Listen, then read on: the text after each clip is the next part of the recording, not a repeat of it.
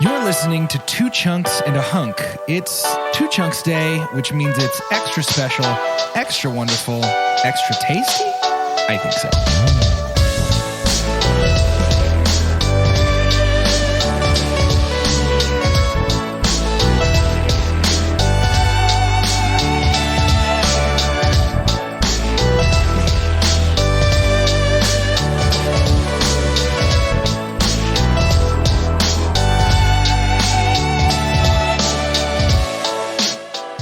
Welcome to Two Chunks and a Hunk. My name is Jordan Wonders, and the hunk is me. Yee! I'm Doge, and I'm a hunk the size of a tangerine. Very good. And I'm Carter, and I'm not wearing hunky pants. Yep. Carter, I said to my wife, if one of my co-hosts does not say I'm not wearing hunky pads, I will quit the podcast. Did you say anything like, am I fulfilling anything you wanted from somebody to say? I think everyone Almost knew never. we were going to get the marbles against teeth noise for you. Yeah. It's- I mean, I don't like it. It doesn't feel good. That's one of the many sacrifices I make for our art. draft. This is just what we do, though, right? We deliver. Yeah. We are doesn't get- one like, mind on When this people day. when people play a sport for the Olympics, it probably doesn't feel good. It hurts their body a little bit, but it's their duty to their country. I don't do anything that doesn't hurt, and that's what people don't understand. If it feels good, I don't do it. I don't do it. That's weakness. I do not do that thing. We could have named Pain this is podcast to weakness anything. leaving the body, and I know that because of a T-shirt that somebody wore in 7th grade. Yep. Today is Two Chunks Day. It is Two Chunks Day. And how about that new theme song? Oh, Yeah. man. Yeah. The bops. Couple local heroes put their heads together. Hey, Carter, are you wearing our merch? Yeah. It's Two Chunks Day. It's Two Chunks Day. Of course I am. I love that. Yeah, you know, there's a lot that can be said on this momentous day. One of those is we did it. Yeah. We made it. Can we did it. talk about how not too long ago we realized what episode was falling on this day? That's the big that's thing, cool. isn't it? That feels a little bit special, doesn't it? That's pretty Yeah. cool. Especially because this has been a movie that we have, maybe every time we have ever had like a planning session, we've been like, any chance of getting the Dark Knight in there somehow? I Get guess some spoiler Dark alert for Knight what in movie we're here? doing. Could we get some Dark Knight in here? Can we get some Batman in here? And so the fact that it's landing on today of all days is fine. momentous. It's We fine. did it. We did it. This is, I don't know. It's not that I didn't expect our show to go on this long, but I surely expected that people would have stopped listening by now. Yeah. Maybe I guess- maybe at least stopped growing by now. Yeah, I guess I would have thought that people had enough by this point. I'm good. I'm good. How many years? What's funny is we're not even really celebrating an anniversary. No, it's I just know. the fact that all these twos fell. But it's like nothing. Today is how old nothing. is the how old is the podcast? It'll be 5 years since our first episode in October of this year. So you're telling me My Lord. like the life of our podcast is just about old enough to go to school. Yeah. So like there could be someone who started day one, got pregnant, and they have an almost 5-year-old. Might be going to kindergarten. Yeah, that's true. Bonkers. Yeah. If you got a Two Chunks baby, hit us up. Yo. Yeah, if you have any babies named Jordan, Doge, or Carter after us, or if you named your baby podcast, or if you named your baby Two Chunks. There'll be lots of new ones after that intro. I think there's going to be lots of Two Chunks babies. People are just true. going to loop Just put that on loop. Play a little bit of Sega Genesis, man. You know, today's not really about us, though, is it? Yes, Actually, it's yes. completely about It us. absolutely is. Yeah, I was just kidding. JK. No, I really want to talk about this movie. Okay. You know, we'll have during shout announcements, we'll have a little bit more to say about Two Chunks and Day and all that it brings. Yeah. But for now, I'd love to talk about this movie, which is the 6th movie in our Batman series, the second movie in the Christopher Nolan Dark Knight trilogy, and dare I say it, guys, I'm not afraid to say a pretty decent flick. Yeah, I think a lot of folks like this one. Yeah. It's a pretty good movie, and it's called The Dark Knight. Our first movie that doesn't have Batman in the title. Is that right? Yeah. Well, not our first movie, the first Batman movie. We've done a few movies that don't say Batman in the title. That would be pretty wild if 5 years in, we finally did our first movie that did not have Batman in the title. I love the Batman of the Lambs. Yeah. It's one of my favorite You movies. run it back, though, all the audio, and you can, like, when you magnify it times 100, you just hear me going, Batman. Like, for everything. That's Batman. This one's actually Batman. And that's BSMR. Batman SMR. I don't know what the S or the M or the R stand for, but it's BSMR. This MR a bunch of bills. Doge, would you synopsis? Oh, yeah. This week's IMDb synopsis was written by Leon Lombardi. Great coach. Leon, I really was hoping we were going to get one Nick Reganis? from Nick Reganis for this one. Nick Reganis. I don't think Nick has seen this one. Are you kidding? Nick didn't write anything about this. I find that so hard to believe. Yes.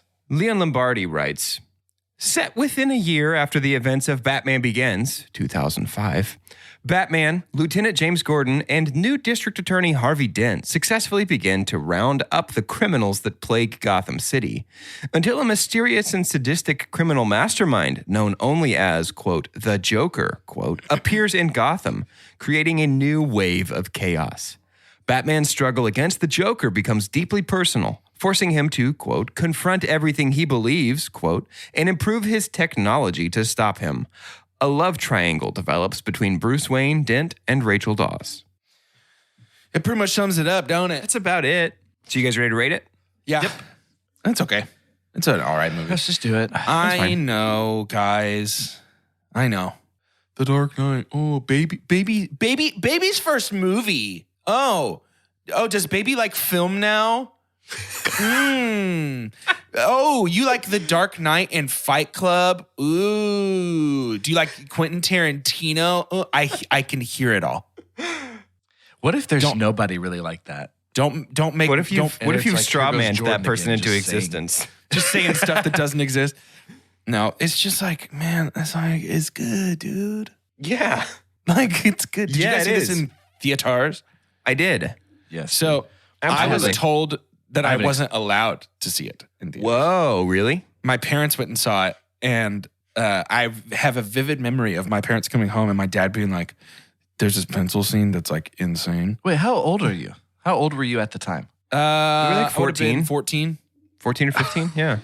And my dad Carter, was you're like, in college, huh? Yeah. yeah. Yeah. My dad was like, that. There's a pencil scene that's pretty crazy. You probably shouldn't see this. And I was like, yeah, for sure. I definitely won't see it. And then I just went over to stay the night at a friend's house and saw it with them. So Can I share my unique theater experience here? I would love that.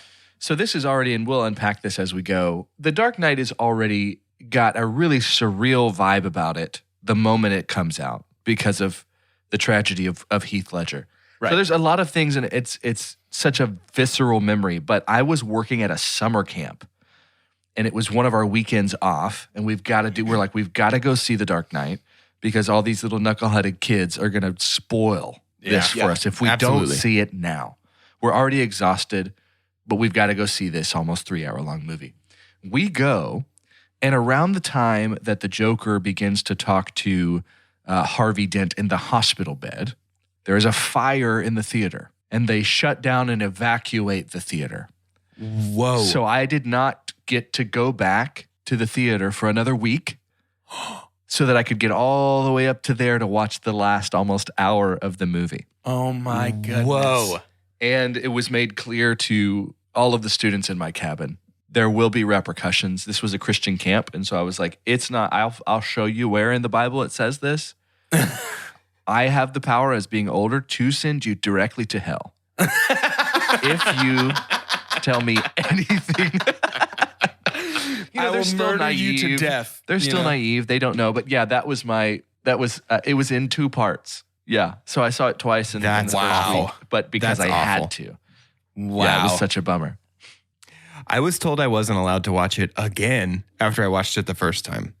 Because I think I probably wouldn't have been allowed to go see it if my parents knew really anything about just how cranked up to 11 Heath's Joker is in this. Sure. But I remember coming back from the theater and telling my mom about it and being like, he was like, I don't know, like the devil or something. He was pretty crazy. And she was like, oh, you probably won't see that one again. I hope you liked it. I was like, I mean, I did. But joke's on you, Mom. I've watched it again now for the second time for this podcast episode. Much like the Joker, I laugh at you. Ha ha ha. Yeah, I mean, I guess, look, we can dance around it all episode if we want to and just play coy, or we can just jump straight into it. And I'm going to jump straight into it because it feels like it's going to be easier on us in the long run. Heath Ledger is obviously my super pump. Same. And it is just so special. Yeah. What we have here. And I think it's this, for me, it's the result of this amalgamation of his performance, the character itself, like the writing of the character itself, and just now this like legendary mythos around this whole situation and how sad and devastating and unfortunate it was. I was actually reading something this week that made me feel really good. I was still under the impression that his overdose was a result of his part in this movie and that he was in a really dark place and really depressed. The reports are the opposite in that this was actually a really fun set to be on, that he had the time of his life, and reports from his sister say that near the time of his death, he was happier and more like fulfilled than she had ever seen him, which makes me feel really good. Yeah. I think that, I mean, we've talked about it in a couple other movies. Heath Ledger is this obvious, I mean, I'm not saying anything new here, this unbelievable talent, lost far too young, but the culmination of everything in this Joker part is out of this world. And there was just, before I hit play, I could have told you this was going to be my super pump. So, yeah. I think that he's my super pump as well. And I don't want to just say all the same things that you said over again. But the writing of the character itself is really good. But the actual script for this movie, like beyond just the writing of the character, the Joker, is really incredibly strong. Something that I think gets overlooked and overshadowed by the magnitude of Heath's performance. Right. But like, I even think that character would not work as performed in a lesser script. Correct. So Heath is still, I think, the best part of this movie, but the way everything else works in concert to support him, I think is really, really special and what really, really elevates his performance. Yeah, it's such a unique situation because, and we'll get into a conversation about this in a little bit, you know, superhero movies, Nolan does Batman Begins, and so people are like, oh, and it's serious enough and taking itself seriously enough that things happen like Daniel Craig's Bond not too long after, right? Sure. But then we get this performance, and it was like, hey, you can make, Batman Begins said, you can make Batman like serious. And to make sure that we were focusing, and it's a very clever move by Nolan, to make sure that we're focusing on Batman, it's going to very much be about him, and we'll put in some villains, and I know these Batman movies have been known for their villains, but we're going to put in a couple that maybe you're not as familiar with, like that kind of felt safe, if you can even say that Christopher Nolan is safe. So then it's like, okay, you knew Jack, here's what a serious nightmare Joker like looks like.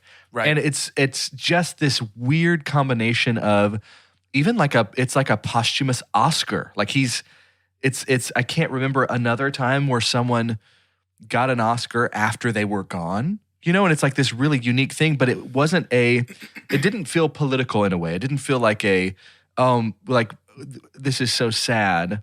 Right. Let's make sure the Oscars make headlines and let's give somebody who's passed away it's like, an Oscar. He earned this thing. Right. Man. And it's this strange phenomenon, I think, that's happening around that time that I remember pretty viscerally at like 19 years old, that like superhero movies were getting serious. This had 8 Oscar nominations. Yeah. And what's crazy about it is most of it was like sound and audio and like visual engineering. And then we did have the Heath Ledger Oscar. It won 2. It won for sound editing, and then Heath Ledger won for supporting actor. But it did have 8. And so everyone was like, oh, okay. This felt like the first movie that was like, so these are movies. Like these are like art. Film. Like these are film movies. And I know we're falling back into the voice that you made earlier, but here's what's crazy. And here's what I want to talk about right now before we get too much into like talking about the narrative of The Dark Knight. not too long ago, Black Panther got nominated for Best Picture. Granted, not too long ago, we started saying 10 movies can be nominated for Best Picture. Sure. It was after this year. It was the 2009 Oscars, and a lot of people speculate that it's because The Dark Knight and WALL-E both came out in 2008, and neither got a nomination. Yeah, so that's so interesting to me, and that was going to be my question, is if I'm so sorry. Let's say that The Batman is not what's coming out in March. Let's say Christopher Nolan's Dark Knight is coming out March 2022. Is it getting nominated for some of the bigger stuff at this point? Because of not just, a lot of like what the MCU has done for like just good performances. Marvel, and again, that kind of throws off the entire timeline because who's to say that Nolan didn't influence how good these Marvel movies end up being? Sure. But it's like we don't have, why on earth is there no even consideration of like best director, best adapted screenplay, best it's like a legitimately good movie, and I know it gets to be too like nerdy, but why I feel like superhero movies are compartmentalized, and it is being fueled by the Scorseses. I think people just think, hey, if it's going to make billions of dollars, it's not really a good movie. Yeah, no, that's a good. And that just feels weird. And we don't have to go too much on that soapbox, but yeah, it was a $185 million movie. So at this point, Nolan never really gets less than close to $200 million for any movie he makes. Sure. And it made $1 billion. It made $1 billion when Batman Begins made not even $400 million, right? So it's like this massive leap. There's this difference, I think, right, where we get, to answer your first question, I think The Dark Knight is nominated for Best Picture if it comes out this March. Because that's a tricky thing. I think so. that door has been creaked open quite a bit. I think so too, but that's also a tricky thing to answer. Like we talked off mic a couple of weeks ago about, is Star Wars A New Hope a good movie? Right. And I can't, there is no objective stance to take on, is Star Wars a good movie? Right. Because it has so permeated everything that of course it's a good movie, right? It's not quite sunk cost fallacy, but is The Dark Knight worthy of being nominated for Best Picture if it comes out today? I mean, I think so, but it's also The Dark Knight. I can't take an objective stance on it. Anyway, sorry, I cut you off, Jordan. No, I think that's a great point. I can only go from what I think, and I think that it would be nominated, but that's a really good point. The other thing I was going to say though is I've just as I've gotten, I've gone through phases in movies where it's like, when I was younger, it was like, oh, the artsy fartsy Oscar movies are boring. I don't want to watch a boring movie. And then in my early 20s, it became sort of the opposite, where it was like, if it's not the biggest movie in the world or something really Oscar baity, then I don't want to watch it. Those mid-tier blockbusters are not interesting to me. And now as I near my late 20s and near death, I think that it's more like there's just different subcategories in my head. Like 2019, obviously, Endgame was not going to win Best Picture. Right. But that was the movie of the year. There is no movie more powerful that year than Endgame. So of course it's not going to win Best Picture at the Oscars, but that was the Best Picture of the year, regardless of Academy opinion. 2019 was the year of Avengers Endgame, and there's nothing they can do about that. Yeah.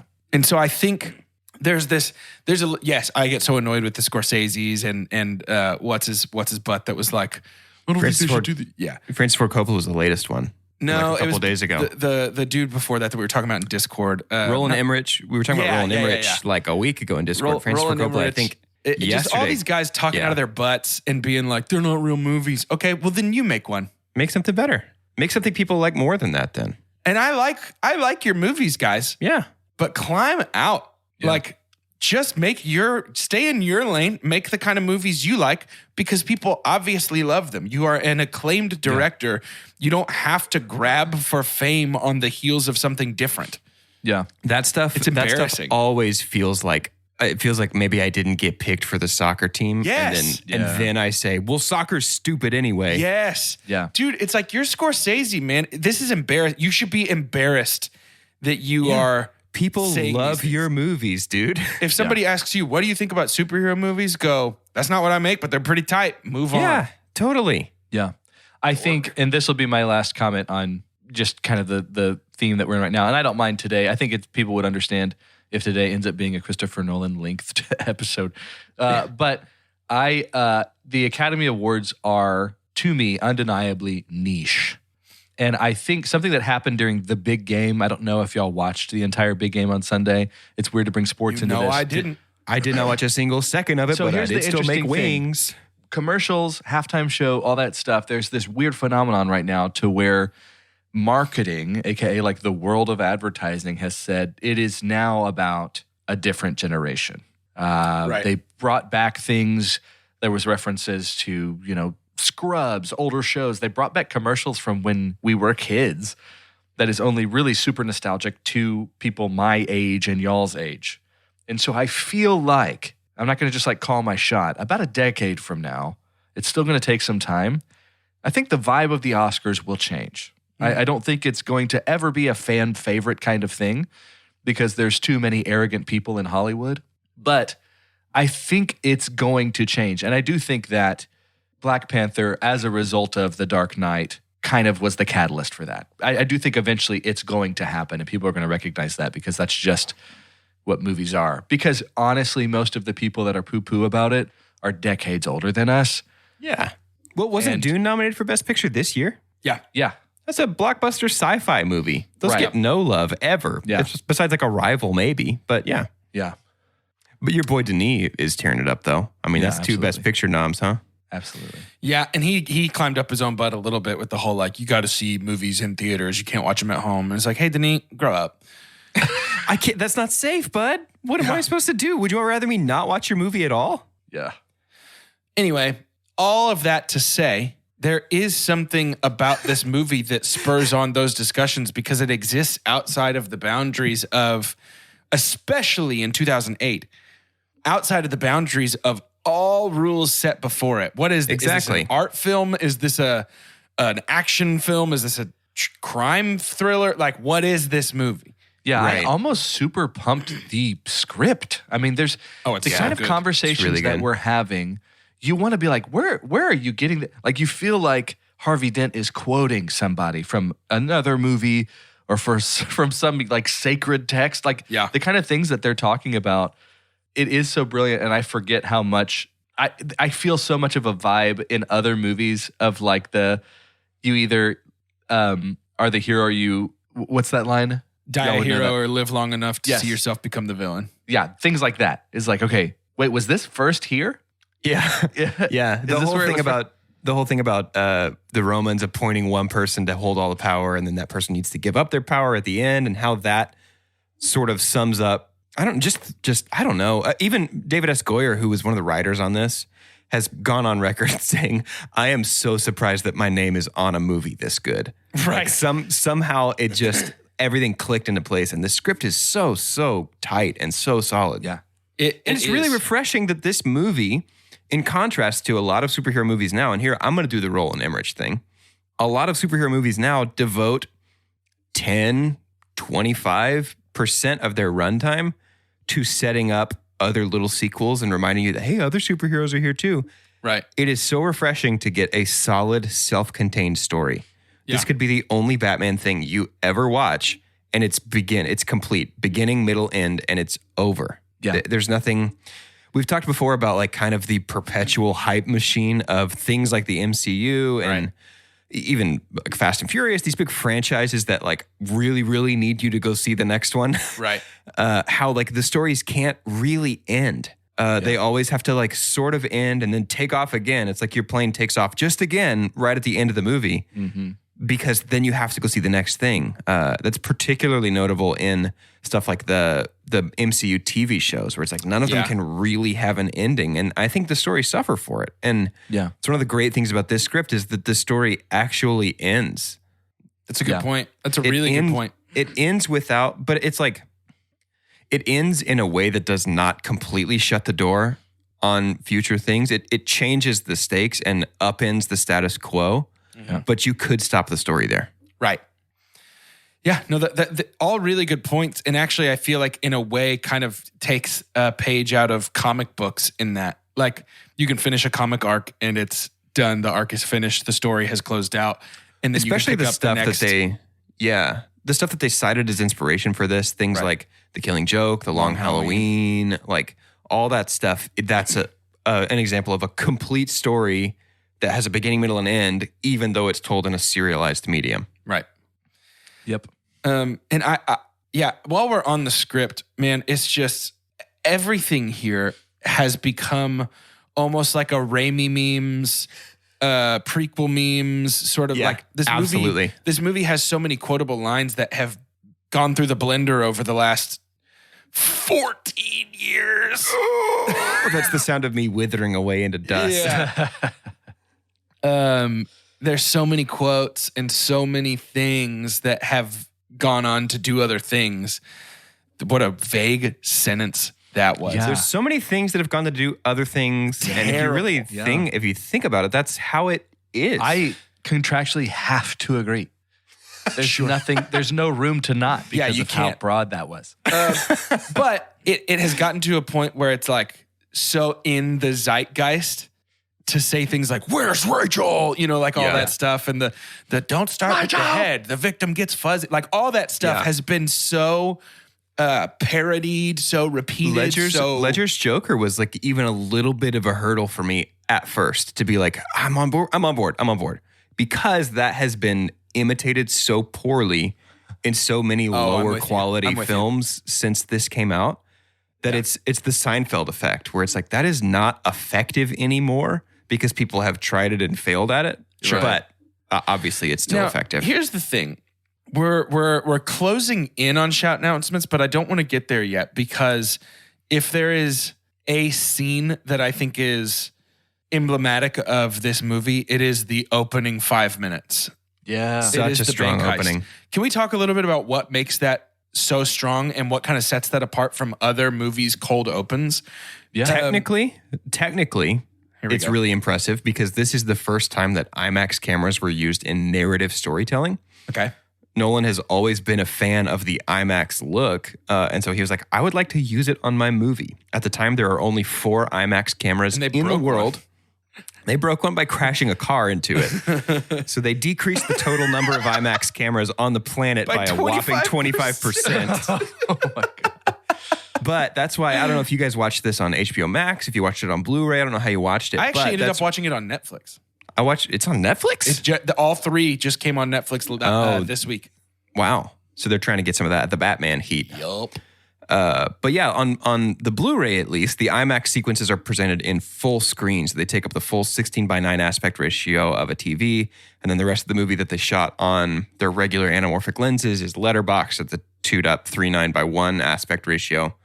But the use of IMAX throughout this movie, but especially here in the bank heist, just to me opens up the movie so much. It makes it so expansive and immediately immersive. Yeah. Is it a wider, obviously like the viewpoint on the screen is bigger, but like do IMAX cameras shoot at not a fisheye, but like a wider field of view than a standard camera as well? It's a bit wider field of view, but it also has more vertical coverage. And so you get more like taller space shots of the film exposed vertically, and it's not stretched anamorphically. So that's a whole other thing we could talk about is that like the lenses that are used to shoot movies, to shoot them on 35 millimeter film, which this was shot on film. It was not shot digitally. They stretch the image so that they can get the maximum amount of horizontal space on the exposed reel of film. And then you stretch it back out in post-production. That's why it's so wide. That's why it's like a long, skinny rectangle. IMAX doesn't do that. It exposes more of the film and gives you a taller vertical coverage. That's why the shots seem so much bigger. Yeah. So yeah, visually, you're right. This opening heist is so impressive. Yeah. But then it's like its own mini thrilling heist movie tied up in 5 minutes. Yeah. Because the twists are good. We also, before we even get to see his face, which, by the way, I love that every villain, every big bad in Christopher Nolan Batman movies is disguised as one of his henchmen before we actually see him. Oh, that's interesting. But like just seeing the humor of the Joker, and it is a dark humor because obviously it's a really dark character. But the difference it felt like immediately between Heath Ledger's Joker, which I do think we get within these first 5 minutes, like he's like, no, mine's the bus driver. Mm-hmm. And then obviously what the guy would assume is a grenade, but it's just like a little smoke bomb in his mouth. Just the cruelty of the randomness and the chaos of who the Joker is. Most of my favorite funny people, and I tend to have Jordan's birthday is coming up, and I'm going to go hang out with him and a bunch of friends that are all pretty funny. And most of my favorite funny people are the ones that are just kind of naturally funny. There's also funny people that are just like known as like they just tell jokes, right? And there's something cheap about that. That's kind of what Jack feels like right now. Even though this is this monumental character for superhero films and films in general and villains, is Jack was just like telling a joke. It was like a knock knock, like who's there? It feels like Heath's approach to this Joker is morbidly just kind of funny. The things that he's choosing to do. Yeah. And the way that he acts, generally the way that he walks, the way that he reacts to things. Yeah. Most of the stuff where I catch myself, it's an uncomfortable kind of laugh, isn't it? Like he'll do certain things, like the disappearing trick I know. that we'll get in a little bit with the pencil, to where you're just like, oh, it's like there's a smile, but you can just see the edges of it behind my hands. Yeah, right. Because I'm like, oh my God. Or just the way that he reacts of like, what is it? One of the guys threatens him later on in that scene and says like, do you feel like you're going to like just walk out of here or something? And he's just like, yeah, I kind of do. You're right. There is something about his timing specifically for me that works so well as funny. Yeah. That's a good point. I didn't think about it like that. It just didn't have to. It was still, to me, honoring that part of the Joker. Sure. Without for sure. having to be so like. Yeah. The scene The that, humor that comes puts from that like together, absurdism to me. Yeah. He's funny in a way that he's like, He's so out there. yeah, the absurdity and his own vendetta to prove the absurdity of a moral code and a moral system. Right. His interrogation scene with Batman, which by the way, Commissioner Gordon walking out and turning on the light and revealing that Batman's right behind Joker. Very good Batman scene. Yeah. Like all I know time we're top getting- Batman scene. Yeah, I know we're getting close to advertisements. I have to interrupt you now because that specifically is my super pump. Is that scene? interaction? Okay, talk to me about it. This is why I want to hear you say, because you bring up the humor of the Joker. It's evident here. So you just take the wheel, lead us straight to shout announcements right here. So my super pump specifically is that interrogation scene on many levels. One of them being, to me, and again, I don't have as much canon acumen as y'all would in terms of like reading the comics and the stories and stuff, but this feels like that perfect filter drip of their relationship. Just the power that Batman exhibits and tries to put on, but ultimately the power in that situation that the Joker holds and how hilarious he thinks it is, because he knows it's the kind of person that you wouldn't expect to be very good at chess, but they're thinking several moves ahead of you, and it has to be incredibly frustrating. But throughout all of that, the fact that he's just still literally laughing in his face and figuratively laughing in his face during that. And this felt like the first scene that we got that is my favorite thing about their relationship, I think, in almost any story, is how much they are similar and how much they need each other. Yep. And it is so revealed in that interview. And what's so fun about it is it feels like we're seeing the beginning of that, right? It's like maybe this might be the first time that Bruce realizes what Joker is talking about, and he can't really argue with it. He can't really say that's not the truth, right? Because again, and it feels like we have, this was like the beginning, and then it's like, no, actually it would happen later. Or maybe it happens earlier, in which he's like, the Joker's like, kill me. Like there's all these opportunities that you have. Break the one rule. And When he's Batman's just driving the bat pod at him, he's like, hit me. I want you to do it. He's I want you to do it. never going to do it. Yeah. Because that means he loses. If Joker loses, Batman loses. They are tied together. And I That love is it. the It's beauty so of the brilliant. two characters. It is so brilliant. So that scene is just, he just is so unmoved as the Joker that he's just like, sorry, dude, this isn't working. It's actually really funny how much you're trying right now, because, and this, the things that he chooses to hold on to. And then even later in the interrogation room, when he's mocking the police officer to beat him up, he's like, do you want to know how many of them were cowards? It's like, like there's still a dark humor about everything that he's doing. Yep. And it's awful. Yep. But yeah, that's my super pump in a nutshell. I love that. Much like a nutshell, if you crack us open, you'll find that the center is delicious, and it is also shout announcements.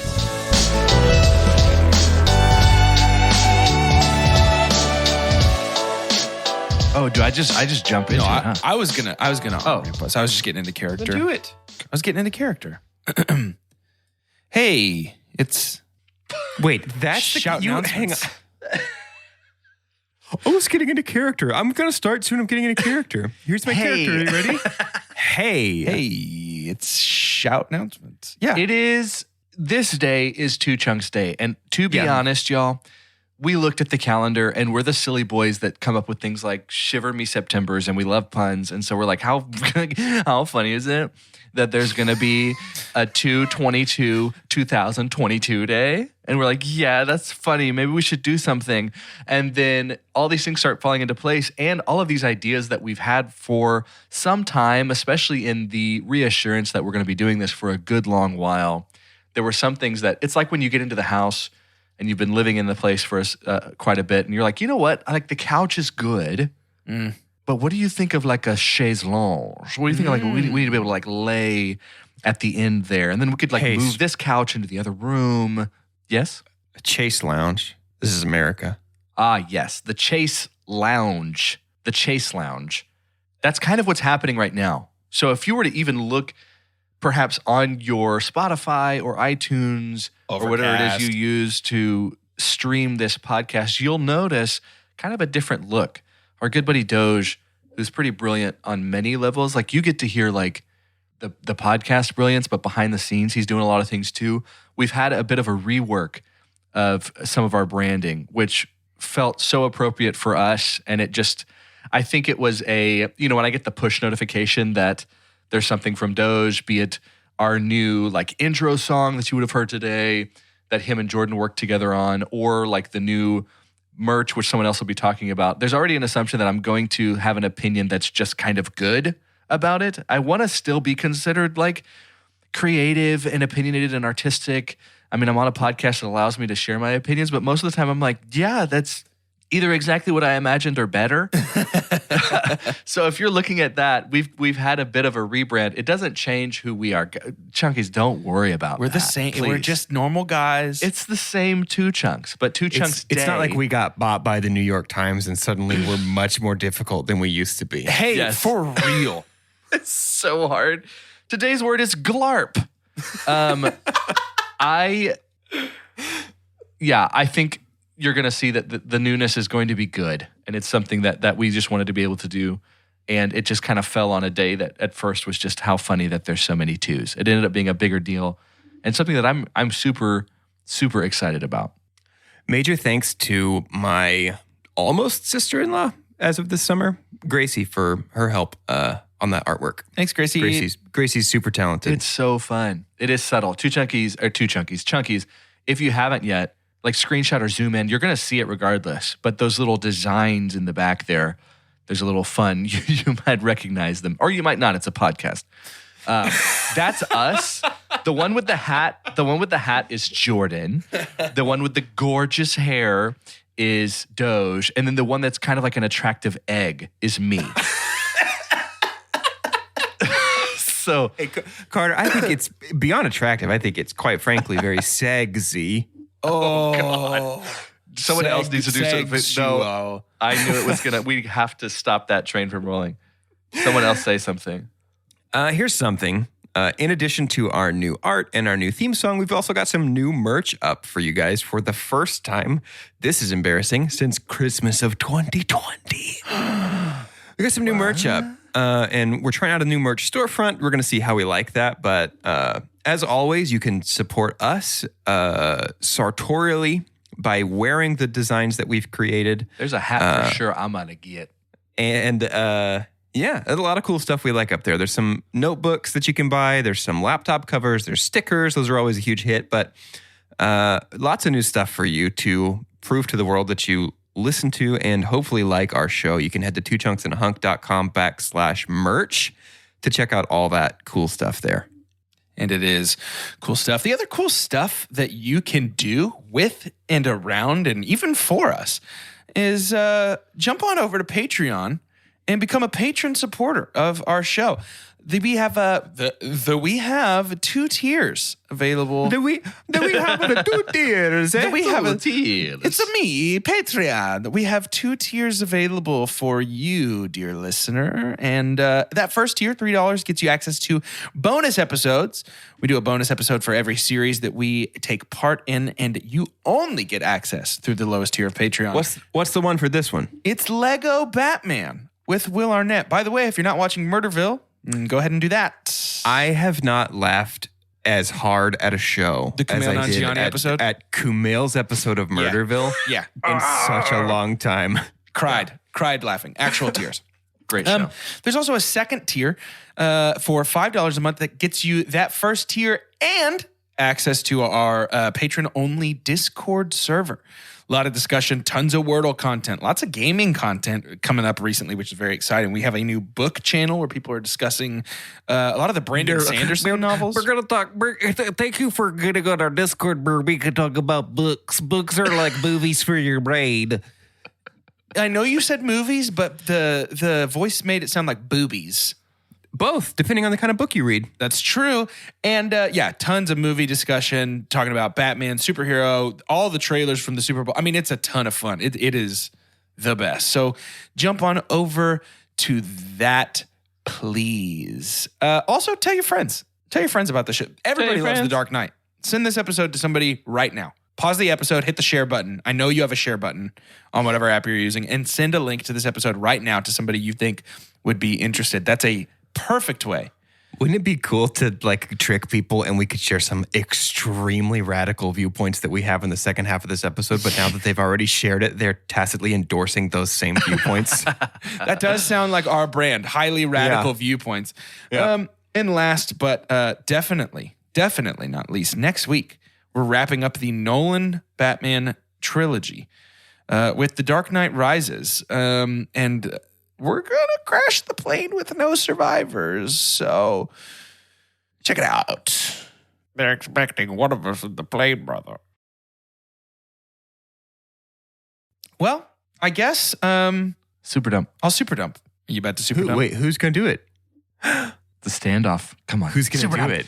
I'm standing like the Joker at the end. Super dump. Super dump. Come on, do it. Carter, I'm going to let you go first. Okay. Something that Marvel has done much better, especially much of what the Russo brothers have to offer while they're at the helm. I'm not saying they're the ones that are the choreographers for fighting. The scenes in which Batman is fighting henchmen, I did not realize until this watch through, is slow motion. Pretty stiff, yeah. I'm ready for him. So something that got me, and I realize now too, with kind of a bit of an aftershock, is that with the Batman trailer, we see people just shooting Batman. Mm-hmm. Pattinson is walking up through a dark hallway, and the only thing illuminating him are the sparks of the ricochets of the bullets off of his suit. That feels current to me. That feels like what action should look like in these movies. And it was a little bit stiff for me, legitimately. I think some of the scenes to where it's just people standing, pointing a gun, that I'm sure the reflexes of them pulling the trigger would be quicker than the quick reflexes of the pointy arms of Batman. Mm-hmm. And then just kind of like, it feels very much like what we would put together of a fight scene. It does kind of feel like a group of 10 to 15 folks waiting, like taking turns fighting Batman. Yeah. You know what I mean? They're kind of, everybody's sort of waiting to get tagged in. Yeah, makes more sense for a video game, but also like for a video game when people don't have guns. It's like, okay, cool. We can't all try and hit him with a spiked bat at once because I'm going to hit you too. But like, this is just like, okay, now you go, now you go, now you go, which doesn't mean it doesn't look cool. It just doesn't look realistic with how much time we spend on, Lucius feels like the surrogate for saying like, hey, and that's something that we loved about Batman Begins, and I still love about this, are like our equipment, the sky hook, all these different things, like the suit. Like, okay, we need upgrades. He's got to turn his head. And somewhere Michael Keaton is sighing relief, right? Yeah. Instead of like ripping off the plastic that was that peeling off that interesting moment. That black craft single just Batman really cowl. Weird. Yeah. So it was a super dump for me on how like the fights, I just wasn't about that. Sure. The far more interesting action was when we had wheels. Yeah. I think I agree. It's a very good super dump. I'll talk about my super dump. I hate doing them back to back, but we sort of showed down at the OK Corral with each other. My super dump for this movie is that it sort of feels like there's about 30 pounds of movie in a 25-pound bag here. I just, while watching it, so many times wanted about 20 more seconds in a scene to breathe. Yes, the editing is so strange. It's frantic. It is frantically paced, this movie. And part of it, I assume, is because they weren't about to let Nolan release a 3-hour and 20-minute Batman movie. Yeah. But part of it is just Nolan's style. He loves that, like, Nolan's movies tend to feel like movies that are at the pace of a trailer, where it's just like, we gotta go, we got stuff to do. Come on. And this movie, I think, does suffer just a hair for it. I think that so many times I could have used just a moment for an actor to breathe in a scene and to reflect on what's happening. Like, we don't get to see any reaction. It's all action. Nobody is ever processing information. Nobody is ever waking up and stretching before they begin a scene. It's all in every scene is in media res. We're already there. We're already getting out of our car. We are already entering the conversation. Yeah. And it feels like this was, sorry, I was going to say, it feels like this was a lesser of two evils. Maybe for Nolan was like, sure, I need to keep all of this development. Yes. So I'm not going to completely eliminate it. But so because of like the franticness of that we have like a pretty fleshed out Harvey Dent, Commissioner Gordon. Totally. Bruce Wayne, the Joker. I would rather add time than cut content for sure. Yeah, but I totally get it though. It's like, wait, what? Like to the extent that it's so frantic that there are still, with as many times as I've seen this, scenes I completely forgot. Yes. Yeah. Yeah. Yep. It does remind me of Zodiac in that way, where Fincher wrote this super long script and he was like, we can't cut any of this. And so he told the actors to talk at 150% speed. Yep. So everybody talks so fast in that movie. And the scenes similarly just like have like a 1/4 inch of margin around them on either side, you know? That movie's just like, and next. That totally feels like what this is. But that with Zimmer's score that feels very like always marching, always moving forward, always digga. It just feels like you hit play on this movie and it's like, and a 1, and a 2, and the movie's almost over. It's like, whoa, okay. Do you think any of that is by design? Certainly, I do, because I know that Nolan likes to play with time, and that's what I'm saying. It's not the editing isn't my problem. It's not even necessarily the pace itself. I just wish that in this frantic pace of, this movie takes place over like a month, maybe. Yeah, I think so.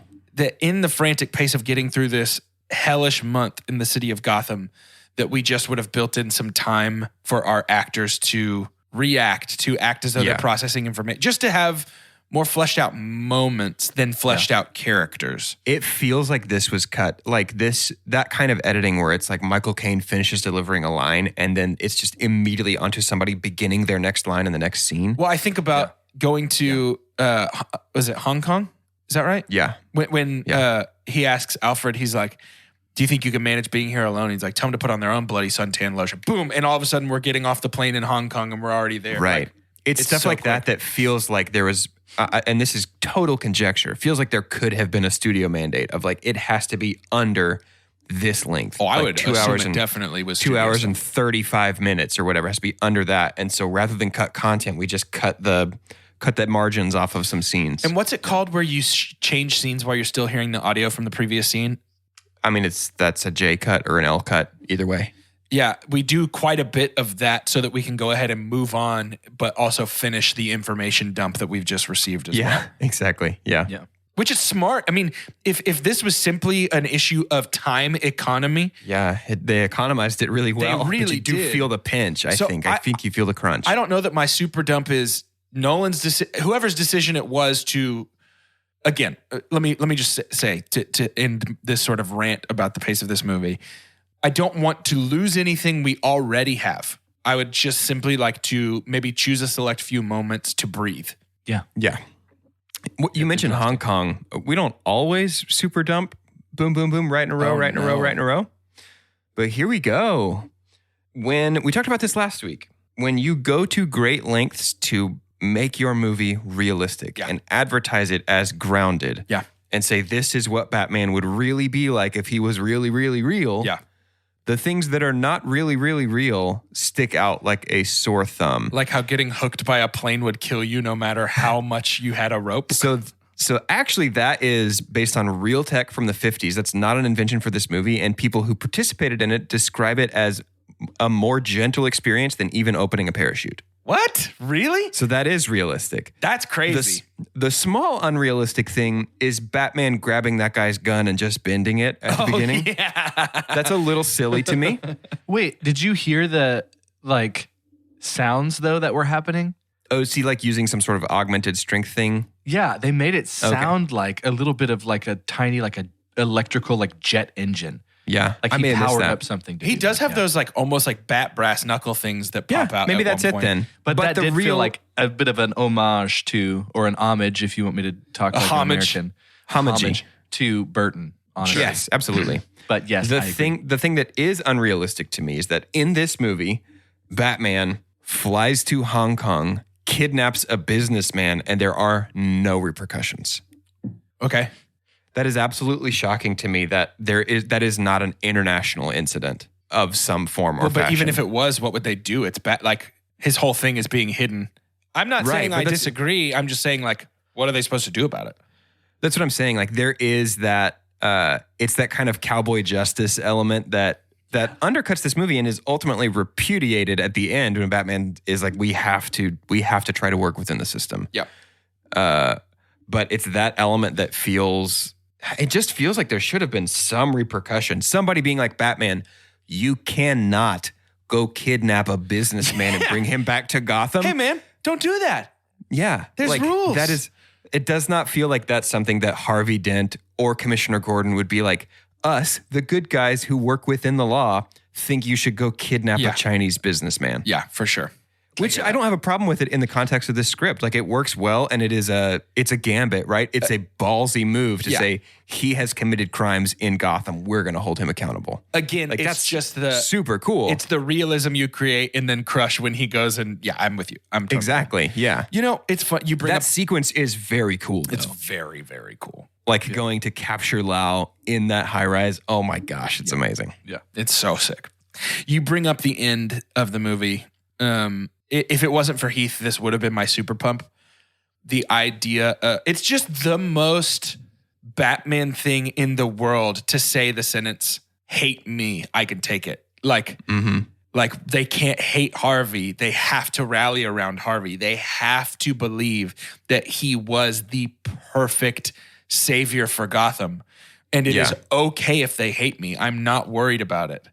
And Gordon's speech at the end, why is he running? Because we have to chase him because he can take it because sometime, and his flip of what he said about Harvey earlier being the hero Gotham needs but doesn't deserve, or what is it? They flip it. It's one of them is the hero Gotham deserves but doesn't need, and one of them is the hero that Gotham needs but doesn't deserve. But that flip, the juxtaposition of Harvey and Batman as the White Knight, the Dark, I mean, it is perfect. Special shout out to my guy, Gary Oldman, who is my favorite actor of all time. I was thinking of you while I was watching this movie. Can you imagine and I like to think he was in a headspace that he didn't feel pressure, but delivered, and I'm just painting it with my Gary colored lenses here. Wax poetically, baby.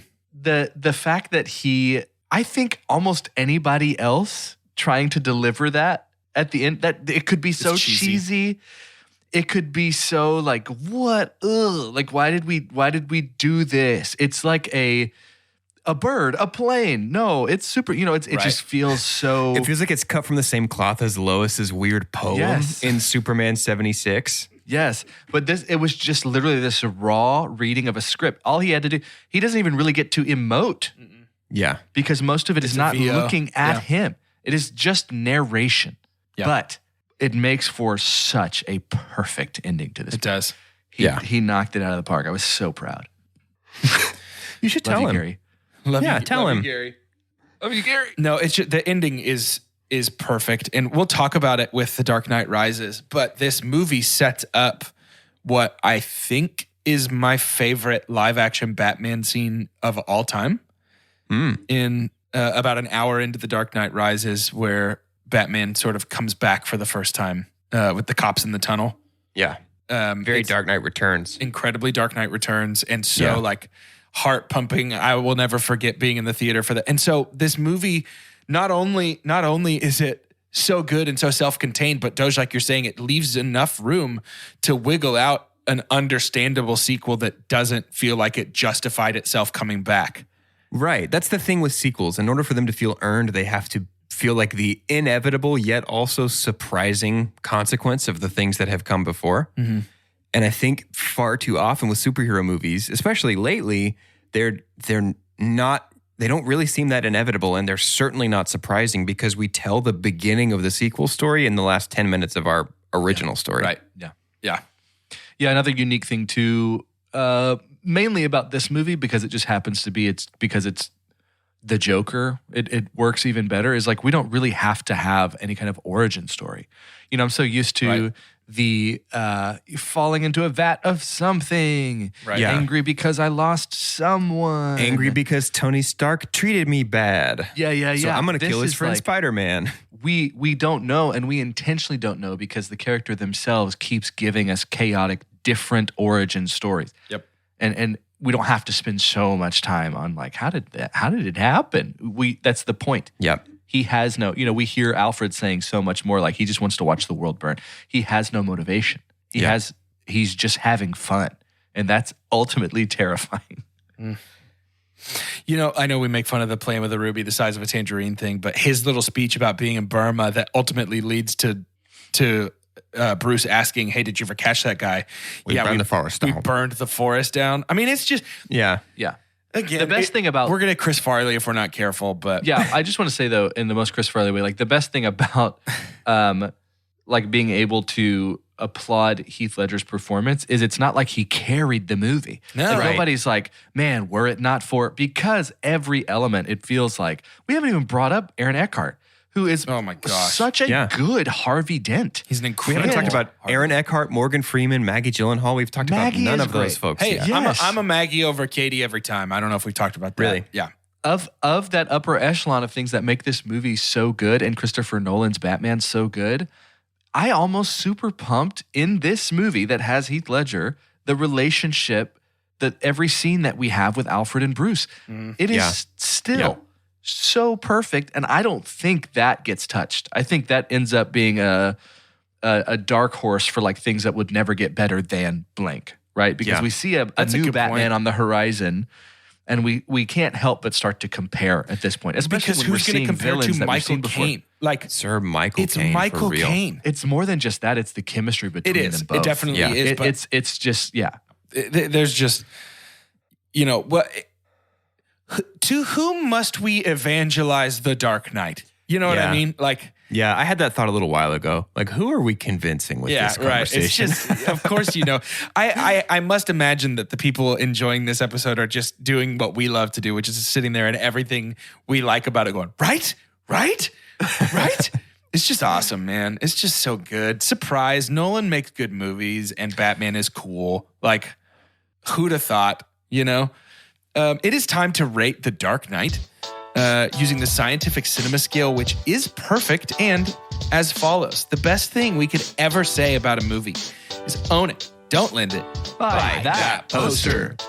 The next best thing is buy it. That's followed by rent it, and then stream it. After that is forget it, and last but certainly least, the worst thing we could ever say about a movie. God hath forsaken us. I buy the poster. I think the entire episode, like of everything that I've said, I buy it. I forget how much, or I believe that The Dark Knight has just as much influence on superhero movies as some of these other. It's fun to see that influence of Batman, and even when we did the Spider-Mans, but like talking about because Batman and Robin was so bad, blank was created. Yeah. But I think there is a significance to some of the numbers, some of the like statistics of this movie, in that it made $1 billion. It had 8 Oscar nominations. It kind of ushered in something new. And we only did it after having like the second serious iteration of this iconic American character. Right. Yeah. I mean, I'm also buying the poster. It's The Dark Knight. Like, it's so good. I'm buying the poster. Yeah, I'm buying the poster as well. Of course you are. It's The Dark Knight. Obviously, right? Happy Two Chunks Day, man. I'm not actually going to buy the poster, though, because that poster of the Joker with the Why So Serious has become such a, meme at this point that I don't want to hang it in my... I would buy one of those posters. Just do the other one. Do the alternate one with the skyline in the background. Yeah. Yeah. That one's cool, too. It is cool. Watch the world burn. Yeah, guys, it's The Dark Knight. Surprise. It's we a like good it. Movie. You know, for Two Chunks Day, we got you a new theme song. We got you new merch. We got you new artwork. And gosh dang it, we got you The Dark Knight. The least you could do. So now do you love us? The least you could do is love us back. We're just a podcast standing in front of a listener with a bunch of note cards, and we know that your boyfriend's upstairs, but we're still going to play fake Christmas carols and show you these note cards and try and get you to love us instead. We should do that movie at some point. I'd love to talk about that scene. I'm sure we will. My I'm homies. sure we will.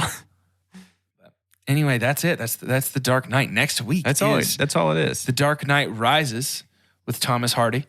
Any other info that I'm blanking on here? Not really.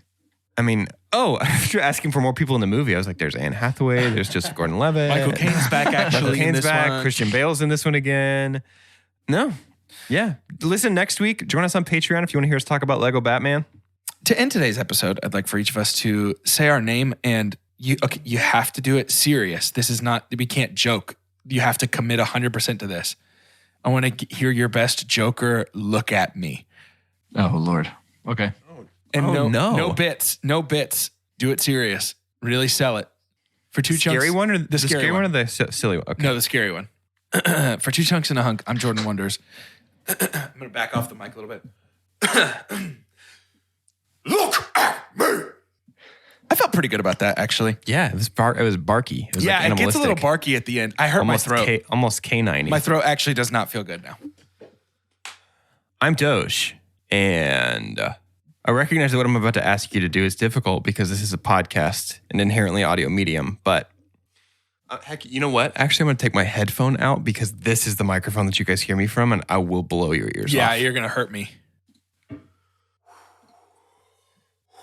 Gotta breathe from my diaphragm. Yeah, sure. Look at me. It's pretty good. Yeah. It's pretty good. I'm Carter, and Look at me. that was too Batman. That was a little Batman, but that's okay. You tried, and I appreciate They're that. saying it back and forth to each other. Look at me, look at me, look at me. You know, we didn't even talk about how Heath directed those. Oh, yeah, yeah? that's pretty crazy. The handheld? Yeah. Oh, those are so scary. good. Let's just do another 20 minutes and talk about Heath. No.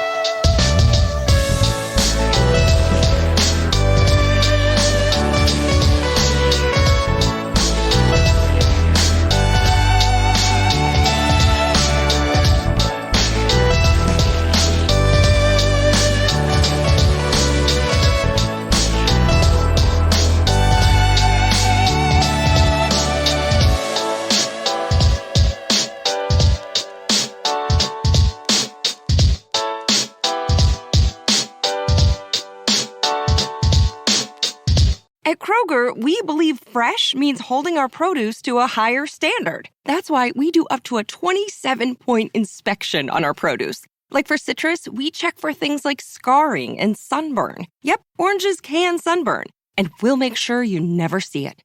In fact, we only allow the best oranges, lemons, and grapefruits to reach our shelves. Because when it comes to fresh for everyone, we believe the juice is worth the squeeze. Kroger, fresh for everyone.